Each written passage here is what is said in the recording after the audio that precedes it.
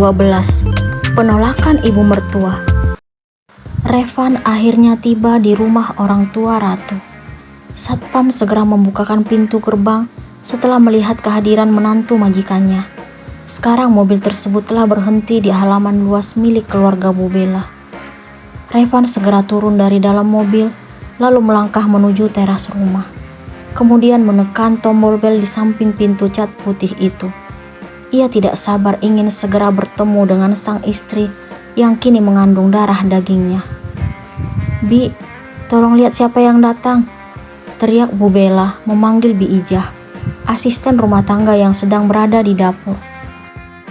"Baik Bu," sahut Bi Ijah sambil berjalan ke arah ruang tamu. Tidak sampai 2 menit, Bi Ijah menghampiri Bu Bella dan Ratu yang sedang berada di ruang keluarga. "Ada dan Revan, Bu," lapor Bi Ijah. Bu Bella terkejut mendengar nama Revan, sedangkan Ratu tersenyum bahagia karena suaminya akhirnya datang. "Bibi udah buka pintunya?" tanya Bu Bella kepada Bi Ijah. "Belum Bu, saya baru melihat dari jendela." "Bibi buka pintunya dan minta Revan menunggu di ruang tamu," perintah Bu Bella kepada asisten rumah tangganya itu. "Baik Bu," jawab Bi Ijah, lalu kembali menuju ruang tamu. "Ratu mau ketemu Mas Revan, Mah," ucap Ratu tiba-tiba, lalu memilih duduk dari rebahan.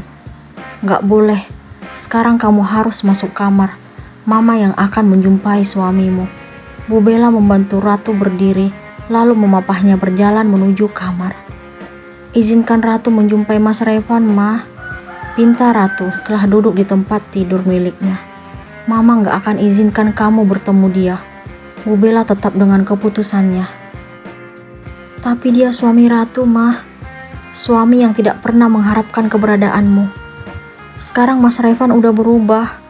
Mama gak peduli. Kamu tetap di sini. Ini demi kebaikan kamu." Bu Bella tetap bersikeras agar anaknya tidak menemui Revan. Hatinya terlanjur sakit setelah mengetahui sang menantu yang tidak mengharapkan Ratu sebagai istri. Perasaan Bu Bella sangat hancur karena putrinya diperlakukan seperti itu. Wanita cantik parubaya tersebut keluar dari kamar putrinya lalu melangkah menuju ruang tamu. Ia ingin memberikan pelajaran kepada Revan atas perbuatannya terhadap istri yang sangat mencintainya. "Apa kabar, Mah?"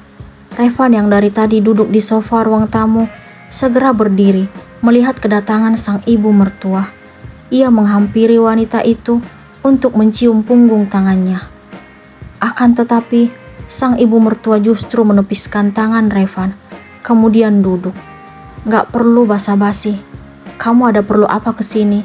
tanya Bu Bella dengan nada ketus. Revan merasa tidak percaya melihat perubahan sikap ibu mertuanya. Ia pun kembali duduk. "Revan mau ketemu Ratu, Mah," ucap Revan penuh harap. "Untuk apa?" "Ratu istri Revan, Mah, dan berhak bertemu dengannya." "Istri yang tidak kamu inginkan?" "Revan minta maaf, Mah. Saat itu Revan hilaf hingga dengan mudahnya membuat sebuah kesepakatan yang sangat menyakitkan." "Hilaf kamu bilang?" "Mama gak habis pikir dengan apa yang kamu lakukan. Jika kamu tidak mencintai anak Mama, kenapa dulu tidak menolak pernikahan itu?" "Revan benar-benar minta maaf, Mah. Keadaan dulu dan sekarang itu sangat berbeda. Karena kenyataannya sekarang, Revan mencintai Ratu." "Mama tidak bisa mempercayai apa yang keluar dari mulutmu." "Ini fakta, Mah. Izinkan Revan menjaga Ratu dan calon anak kami." "Untuk apa kamu mengharapkan anak dari wanita yang tidak pernah kamu inginkan? Mama tidak akan mengizinkan kamu ketemu dengan Ratu. Pergi dari rumah ini sekarang." Revan beranjak dari duduk, lalu menghampiri Bu Bella, kemudian berlutut sambil memegang kedua kakinya. "Revan ingin ketemu Ratu, Mah. Revan ingin tahu kondisinya sekarang. Revan mohon." "Tidak, Van. Mama gak akan biarkan kamu bertemu Ratu. Pergi." Bu Bella berdiri, lalu meninggalkan Revan.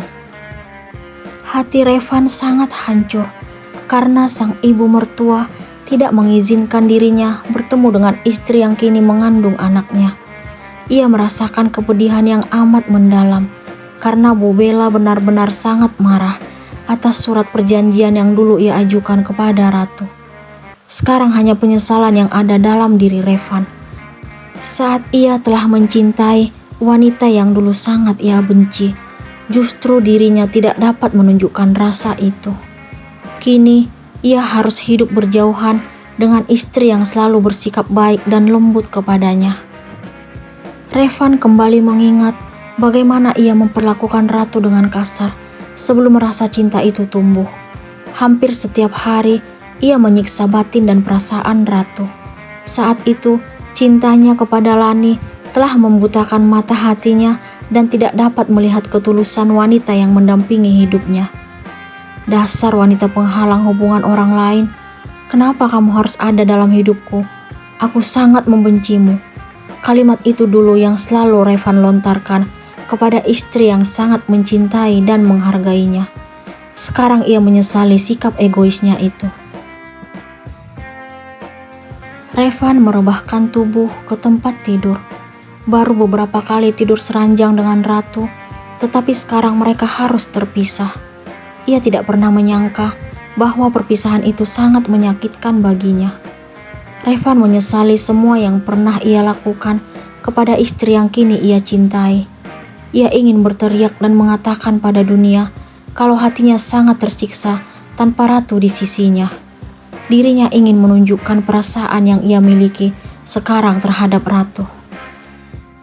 Revan tidak kehabisan akal agar dapat melihat wajah Ratu.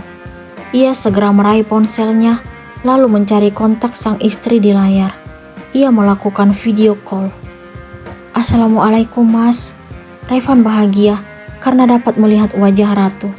Ia tiba-tiba berubah menjadi sangat lemah hingga menitikkan air mata. Waalaikumsalam. Kenapa kamu pergi? Suara Revan terdengar serak saat berbicara kepada Ratu. Kamu kenapa nangis, Mas? Ratu heran melihat suaminya menangis. Kamu tega meninggalkan suamimu. Aku gak ada niat sedikit pun untuk meninggalkanmu. Mama yang memaksaku. Bagaimana mungkin aku sanggup pergi dari suami yang sangat kucintai? Ratu juga tidak dapat membendung air matanya hingga jatuh membasahi pipi. Aku juga mencintaimu, sayang. Ratu terkejut mendengar pengakuan Revan. Jantungnya berdegup lebih kencang. Apa, Mas?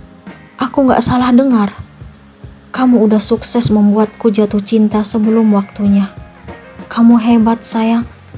Sekarang aku merasa tersiksa karena harus jauh darimu. Aku sangat terharu karena ternyata suamiku telah berhasil memberikan cinta untukku. Suara isak tangis Ratu makin membuat Revan tidak kuat. Jangan nangis, sayang. Aku mohon, ingat anak kita. Ratu kembali terkejut mendengar Revan. Kamu udah tahu, Mas? Tahu dari mana? Biina. Iya, Mas. Ini anak kamu. Anak kita. Ratu mengusap perutnya. Lalu Revan menyentuh layar ponsel, seolah-olah juga memegang perut sang istri. Kenapa kamu merahasiakannya dariku? Aku takut jika kamu tidak mengharapkannya. Tiba-tiba, Ratu mendengar suara ketukan pintu kamar sambil memanggil namanya. Ia sangat tahu bahwa pemilik suara itu ibunya sendiri. Ia segera menghapus air matanya lalu mengakhiri panggilan dari Revan. Revan sangat sedih karena sekarang dirinya tidak bebas berhubungan dengan Ratu. Perbincangan mereka sekarang seolah-olah seperti kesalahan besar yang harus dihentikan.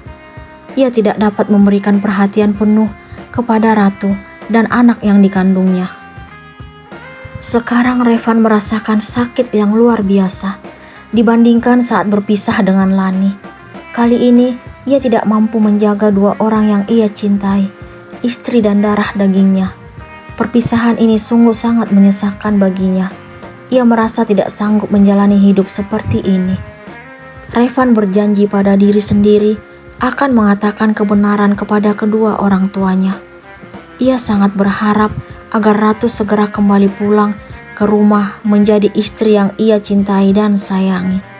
Ia ingin menjaga dan memanjakan wanita itu. Revan tiba-tiba ingat apa yang pernah ibunya katakan. Bu Sandra sangat ingin menimang cucu darinya. Ia yakin kalau sang ibu akan membantu agar dirinya kembali bersatu dengan Ratu. Perasaan Revan sedikit lega mengingat harapan sang ibu.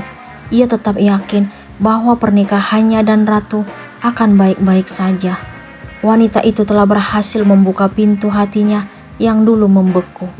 Sekarang, ia justru bangga dan bersyukur memiliki pendamping hidup seperti Ratu. Apakah Revan akan mendapat dukungan dari orang tuanya?